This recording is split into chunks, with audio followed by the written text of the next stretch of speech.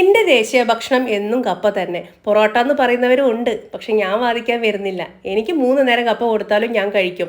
നല്ലോണം കഴുകി ക്ലീൻ ചെയ്ത് എടുത്തിട്ട് വന്നിട്ടേ സ്ക്വയർ പീസായിട്ട് മുറിച്ചെടുത്തിട്ടുണ്ട്. എന്നിട്ട് ഒരു 3-4 പ്രാവശ്യം വെള്ളത്തിലിട്ട് കഴുകി എടുക്കുന്നുണ്ട് കേട്ടോ. ഇതൊക്കെ ഒരു കീഴ്വഴക്കങ്ങളാകുമ്പോൾ നമ്മൾ പറയണല്ലോ, അതിനുവേണ്ടി പറയുന്നതാണ് കേട്ടോ. കുക്കറിലേക്ക് മാറ്റിയിട്ട് തിളച്ച വെള്ളം ഒഴിച്ചിട്ട് ഒരു 3-4 വിസിൽ അങ്ങോട്ട് കൊടുത്തു. നല്ല സ്മെല്ല് വരുമ്പോൾ ഞാനൊന്ന് ഓഫാക്കി. എന്നിട്ട് കുറച്ചു നേരം വെയിറ്റ് ചെയ്ത് മൂടി തുറന്നിട്ടേ കല്ലുപ്പ് അങ്ങോട്ട് ചേർത്ത് കൊടുക്കാം. 2-3 മിനിറ്റ് ഒന്ന് വേവിച്ചതിൻ്റെ ശേഷം ഇതേപോലെ ഊറ്റി മാറ്റി നമുക്ക് മാറ്റി വയ്ക്കാം. കണ്ടല്ലോ, സൂപ്പർ കപ്പ റെഡിയായി കഴിഞ്ഞു.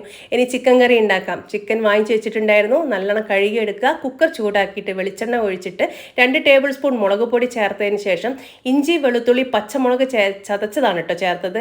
ഒരു 2-3 വലിയ ഉള്ളിയും ഒരു വെളുത്തുള്ളി ഫുള്ളായിട്ട് ചേർത്തിട്ടുണ്ട്.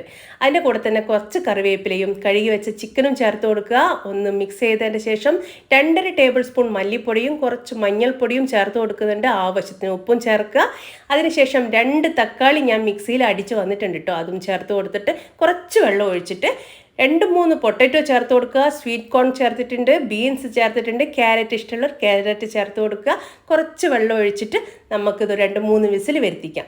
അവിടെ ഗ്യാസ് ഓഫ് ചെയ്തതിന് ശേഷം അപ്പളം കാച്ചിയെടുക്കുന്നുണ്ട്. ഇത് പപ്പടമല്ല, അപ്പളമാണ്. അതേ ഓയിലിലേക്ക് തന്നെ ഞാൻ ചിക്കനും ഫ്രൈ ചെയ്തെടുക്കുന്നുണ്ട്. ഇപ്പം നമുക്ക് ലഞ്ചിന് ടൈമായിട്ടുണ്ട്. ചോറ് റെഡിയാണ് കേട്ടോ.